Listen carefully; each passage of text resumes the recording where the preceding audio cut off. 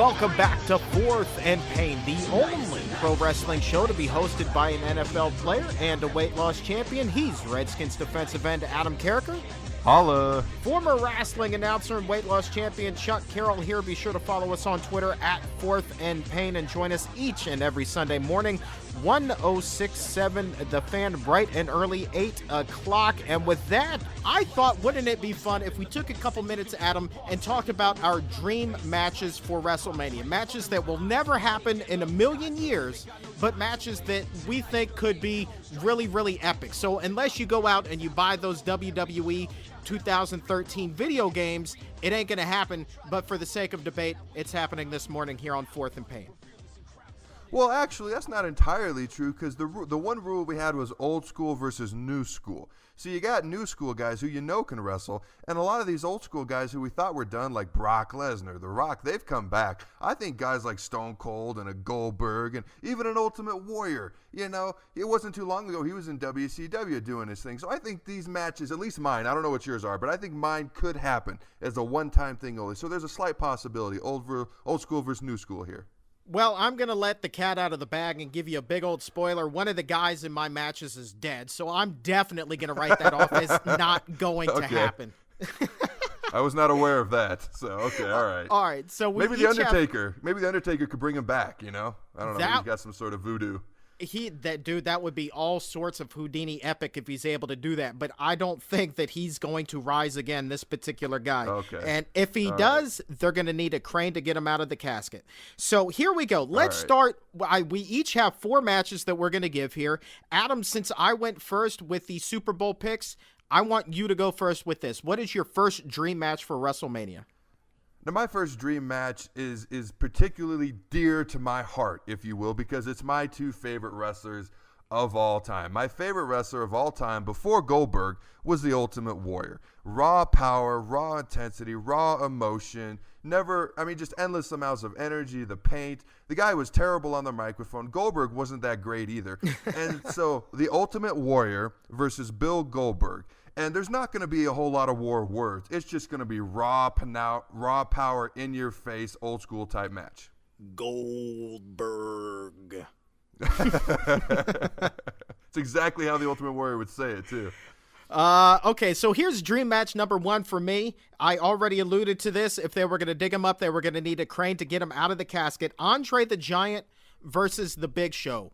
Who is truly the best big man? Who is truly the best giant ever in pro wrestling? Just based off of the fact that he was in The Princess Bride, I'm going with Andre the Giant. He's got the better legacy, but you can't tell me that wouldn't be an interesting match to watch. I think it's a great match in theory, but they're so big, they're so slow. I think the actual match itself would be terrible. Dude, I think I remembered watching a match, and I know this happened. I can't remember who he was wrestling. It was Mabel, who later became Viscera, but he was so heavy, and the guy that he was wrestling was also so heavy, Adam, they literally broke the ring ropes, and they had to stop the match. Literally broke the friggin' ring ropes. Yeah, they could do a Mark Henry in the Big Show type act when he did the superplex off the top rope, or the second rope, I should say, and break the ring. Hey, that'd be cool. Or a Brock Lesnar Big Show type act when that happened too. That'd be cool. Now, my second match here, we're just going to go in snake order here, so I'm going to take number 2, is 2 of the greatest wrestlers ever from south of the border. Of course, I'm talking about Alberto Del Rio with his trusty sidekick, the Mexican Rodriguez, and El Dandy. You can't tell me that there wouldn't be a better lucha-style match than those 2 guys. Just saying. I feel like we just wasted radio airwave time with that. Are you kidding me? Well, absolutely. I'm kidding you, so let's just move right on. Thank you very much. That is Macho El Crapo right there. Who are you to doubt El Dandy? Who are you to doubt El Dandy? Everybody is somebody to doubt El Dandy. Anybody can doubt that guy.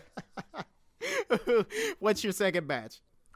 All right, so there was some gray area here. The Rock, Lesnar, Undertaker, they're kind of old school, new school. So those guys could go either way.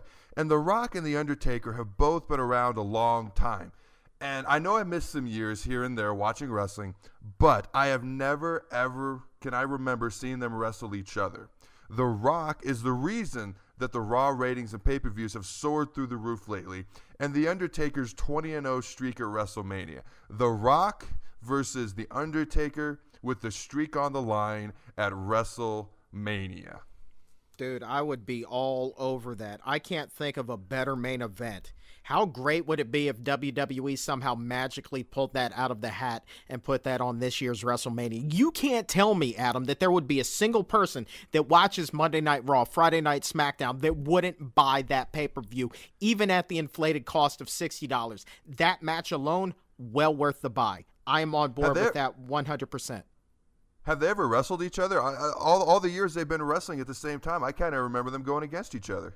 Off the top of my head, I can't think of it either. Some wrestling fans we are, but I wouldn't put it out of the realm of possibility. Somehow, somewhere during that Attitude Era, their paths must have crossed at least once. Must have. It's right, just well, just playing the odds. Match? My next match, I'm particularly proud, Adam, and we got to go through these pretty quickly. I'm particularly proud of these next two. These are two pure wrestling matches. I'm going to start with CM Punk versus Bret Hart. Just a couple of shooters, a couple of great technical wrestlers. Of course, CM Punk's going to dog Bret Hart when it comes to the microphone skills, but in terms of putting them in the ring, Bret Hart at the pinnacle of his career, when he still was the best there is, the best there was, and the best there ever will be, versus CM Punk, who you can't tell me there's a better, true, pure wrestler in the WWE today. Put those two together, you're talking about magic, my man. Well, we were going to talk a little more modern day wrestling, but I'm having fun with this. Let's just finish out the segment with this, so we can do these matches their due diligence. You okay with that, Chuck? I love it, man. I love it. I want to know what you think of Punk versus Hart. I love it. I love it. As far as like as bad as Big Show versus Andre the Giant would be as a wrestling match, Hart versus Punk would be epic and awesome as a wrestling match. Those are two of the best in-ring skill technicians in history. Now, according to you, last summer you had Bret Hart as one of your top 5 best on the microphone simply because of his El Dandy promo, the only good one he ever gave. Who are you to doubt El Dandy? Absolutely. Okay, all right. Well, let's move on along a little bit. My next match is actually involves CM Punk as well, but I have him matched with somebody for a completely different reason. This individual loves to drink beer. This individual loves to throw the middle finger. This individual is the exact opposite of CM Punk. CM Punk is straight edge, no alcohol, no nothing. He's got a bazillion tattoos, but other than that, he does everything by the book. Stone Cold Steve Austin with alcohol square in the middle of this feud versus CM Punk, and the mic battle would be awesome. Dude, and you hit the nail on the head at the end there. The mic battle, the mic work, the promos that would go back and forth between those two would put what The Rock and John Cena did last year going into WrestleMania to shame. I don't think that you could ever put two pure mic workers on the mic like that and get a better result. I mean, that is absolutely phenomenal. I love where your head's at. All right, what's your next match? And my final match, and this one I'm most proud of just because of my amateur wrestling background. We don't talk about that a lot, but in high school I wrestled. Kurt Angle versus Jack Swagger. The Olympic champion wrestler versus the All-American American who was a national champion wrestling in college. Jack Swagger, Kurt Angle. You want to talk about another pure wrestling match? A couple of shooters, if you will. That match to me, another one well worth the cost of $65 for a pay-per-view. Now, people listening to us talking are going to be like, wow, Adam's matches are really got the big names, and Chuck's, maybe don't have the big names. But I think what you're going for is the better match itself, because a lot of your matches involve guys who are pure wrestlers, who are really good in the ring, amateur, and before they became professionals. So I actually like the angle you took. Speaks to my heart, man. It goes true. And, going back, the single best match, I think that we've talked about this on the air. My favorite match of all time was the Owen Hart tribute match in WCW, Bret Hart versus Chris Benoit, before he passed away as well. That match lasted a half an hour. They aired the entire thing on Nitro. It was the single greatest wrestling match I have ever seen in my life. It will stack up to anything that has ever been on any WrestleMania card, and I highly encourage you to go on YouTube and to check it out. I would agree with that. That was a great match. We're running out of time here, so let me get to my last match, my main event. the biggest name in wrestling history, Hulk Hogan, and this is the say your prayers, take your vitamins, Hulk Hogan, versus the G-rated superstar, all things bright, all things good, John Cena. Now, at first, I didn't like this match because it's too goody-goody. It's like Barney versus Dora, and I wasn't a fan of this at first. But here's what happens throughout the match. In the middle of the match, the fans start booing. They start throwing Cena's shirt back and Hogan's yellow ripped shirt back, and so what happens is the NWO comes out. And Hogan, he turns NWO in the middle of the match, and then Cena realizes what Hogan's doing, and so Cena. He grabs the chain, and he puts on the chain gang, and he grabs the mic while Hogan's trying to recover because he's so old, and he hit him once, and he's out. And he starts rapping like the doctor of Thugonomics. So you go from Barney versus Dora to the NWO versus Doctor of Thugonomics, and I think that would be one of the greatest matches ever.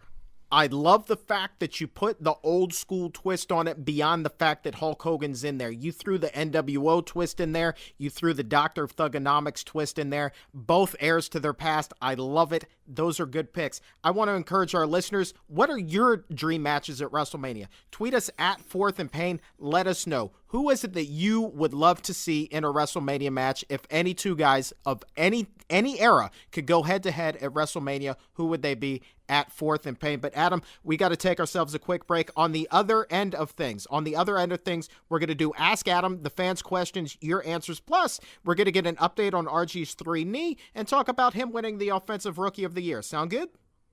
Sounds glorious. This is Fourth and Pain. Don't go anywhere.